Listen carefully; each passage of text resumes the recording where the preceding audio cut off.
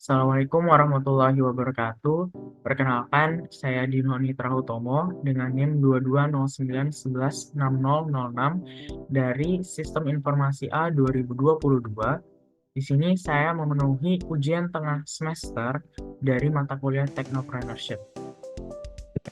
Langsung saja, di sini ada 4 pembahasan. Yang pertama, kewirausahaan dan technopreneurship. Yang kedua, ada model bisnis. 3, hubungan era digital dan revolusi 4.0 dengan technopreneurship. Dan yang keempat, strategi pengembangan produk. Untuk pertanyaan pertama, apa saja perbedaan dari kewirausahaan dan technopreneurship?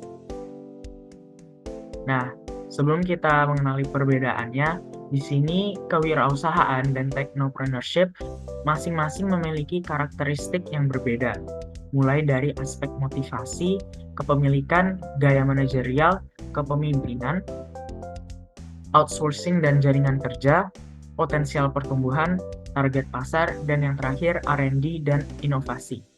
Aspek yang terletak di sini sejumlah 8 aspek yang masing-masing berbeda antara kewirausahaan atau entrepreneurship dengan technopreneurship. Nah, technopreneurship menekankan penggunaan teknologi dalam pengembangan produk atau layanan. Berbeda dengan entrepreneurship yang lebih menitik beratkan pada kualitas produk dan tidak selalu menggunakan teknologi. Motivasi technopreneur dan entrepreneur juga berbeda. Dengan entrepreneurship lebih mengutamakan peluang bisnis dan peningkatan pendapatan, sedangkan technopreneurship cenderung berfokus pada perubahan sistem atau inovasi revolusioner. Nah, perbedaan utama terletak pada fokus keduanya, di mana entrepreneurship atau kewirausahaan menciptakan peluang kewirausahaan melalui inovasi secara umum, sedangkan technopreneurship lebih spesifik dalam menciptakan bisnis yang berbasis teknologi. Untuk pertanyaan yang kedua, bagaimana model bisnis yang tepat dan apa manfaat dari menerapkan model bisnis? Nah, jadi model bisnis adalah suatu cara atau alur bagaimana suatu bisnis dalam menjalankan setiap proses bisnisnya dengan menggabungkan setiap sumber daya perusahaan sehingga dapat mencapai tujuan bisnisnya. Nah, model bisnis ini juga ada beberapa jenisnya, sebanyak 7. Yang pertama ada franchise, yaitu jenis lisensi yang diterima satu pihak untuk akses pada pengetahuan, proses, dan brand bisnis tertentu. Contohnya McDonald's, Pizza Hut, Burger King. Subscription, ya kayak Netflix, Disney Plus, Hulu, terus marketplace, kayak Airbnb, eBay, OLX, dropship seperti Wayfair, Overstock, sama AliExpress. Kemudian ada manufacturer yaitu Akasha International, Astra, dan SAP ERP. Premium seperti Spotify, Apple Music, sama YouTube. Kemudian yang terakhir ada bundling model seperti Microsoft, AT&T, dan Google Workspace. Nah, bagaimana sih model bisnis yang tepat menurut saya? Nah, model bisnis yang tepat itu tergantung pada jenis bisnis yang dijalankan serta target pasar dan tujuan bisnisnya. Karena setiap industri dan jenis bisnis memiliki kebutuhan yang berbeda-beda. Oleh karena itu, tidak ada satu model bisnis yang cocok untuk semua situasi. Dalam menentukan model bisnis yang tepat, kita perlu mempertimbangkan faktor-faktor seperti produk, layanan yang ditawarkan, preferensi pelanggan, kemampuan perusahaan dalam mengelola operasi dan keuangan, serta potensi pertumbuhan bisnis dalam jangka panjang. Setelah kita mempertimbangkan faktor-faktor tersebut, perusahaan dapat memilih model bisnis yang paling sesuai untuk mencapai tujuan bisnisnya, sehingga dapat disimpulkan bahwa tidak ada model bisnis tunggal yang tepat untuk semua situasi, tetapi sekali lagi tergantung pada karakteristik khusus dari bisnis tersebut. Jadi, bisnis yang dijalankan bisa memilih satu di antara 7 model bisnis tersebut agar bisa dijalankan secara baik dan menumbuhkan bisnis dalam jangka panjang. Nah, manfaat dari menerapkan model bisnis apa saja? Yang pertama, menarik perhatian investor. Kedua, mematangkan produk yang ditawarkan. Ketiga, lebih memahami target pasar yang akan dituju. Keempat, mempermudah dalam menyusun strategi bisnis. Kelima, menjalankan manajemen keuangan yang teratur. Kemudian, meningkatkan fitur produk agar dapat menjawab kebutuhan pasar. Lalu, memahami pesaing pasar dan melihat kekurangan mereka yang dapat menguntungkan di bisnis kita sendiri. Dan yang terakhir, mengetahui dengan jelas biaya atau modal suatu produk untuk menentukan nilai jual yang lebih unggul. Yang ketiga, bagaimana keterkaitan antara peranan technopreneurship dalam era digital dan revolusi industri 4.0.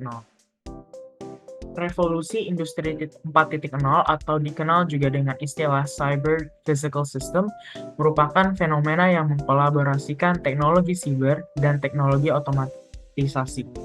Konsep penerapannya berpusat pada otomatisasi yang dibantu oleh teknologi informasi dalam proses pengaplikasiannya, sehingga keterlibatan tenaga manusia dalam prosesnya berkurang. Nah, technopreneurship sebagai konsep yang menekankan pemanfaatan teknologi untuk menciptakan inovasi bisnis secara alami terhubung dengan revolusi industri 4.0 yang menandai integrasi teknologi digital ke dalam proses industri dan manufaktur. Keduanya menciptakan lingkungan yang memungkinkan untuk perkembangan solusi bisnis yang inovatif, efisien, dan berorientasi pada teknologi. Technopreneurship juga mendorong lahirnya inovasi baru yang didukung oleh teknologi digital seperti aplikasi mobile, platform e-commerce, atau solusi berbasis kecerdasan buatan atau AI. Revolusi industri 4.0 di sisi lain menyediakan fondasi teknologis yang diperlukan untuk menerapkan informasi tersebut, seperti penggunaan Internet of Things atau IoT dalam proses manufaktur atau analisis data untuk mengoptimalkan rantai pasokan. Dengan demikian, menurut saya, keterkaitan antara technopreneurship dalam era digital dan revolusi industri 4.0 menciptakan sinergi yang kuat dalam menciptakan lingkungan bisnis yang inovatif, adaptif, efektif, efisien, dan berorientasi pada teknologi yang pada akhirnya akan mendorong pertumbuhan ekonomi yang signifikan serta berkelanjutan. Kemudian untuk nomor 4, bagaimana strategi pengembangan produk yang baik dan sesuai dengan technopreneurship. Kita mulai definisinya terlebih dahulu. Jadi strategi merupakan rencana jangka panjang yang dirancang untuk mencapai tujuan tertentu dalam bisnis yang terlibat pengambilan keputusan tentang alokasi sumber daya dan penggunaan taktik konkret untuk mencapai tujuan tersebut. Strategi bisnis juga mencakup berbagai elemen seperti pemilihan pasar yang tepat, pengembangan produk, manajemen resiko, alokasi sumber daya, dan pengembangan keunggulan bersaing.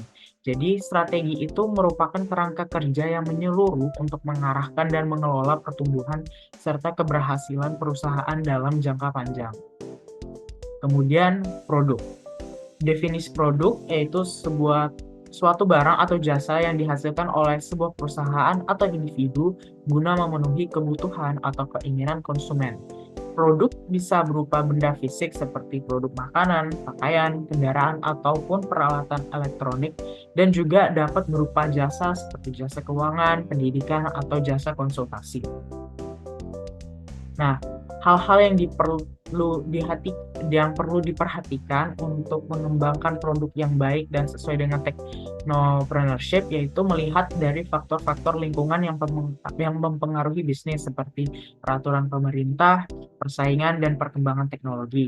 Selain itu, perusahaan juga harus memperhatikan kebutuhan konsumen dan ketersediaan sumber daya yang dimiliki untuk mengembangkan produk atau jasa yang berkualitas dan inovatif.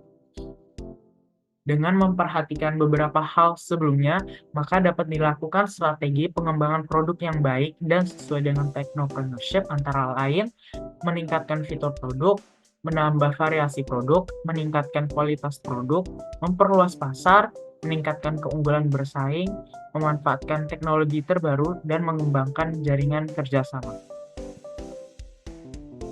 Baik, itu tadi penjelasan dan jawaban saya untuk ujian tengah semester mata kuliah technopreneurship. Kurang lebihnya saya minta maaf. Saya akhiri. Wassalamualaikum warahmatullahi wabarakatuh.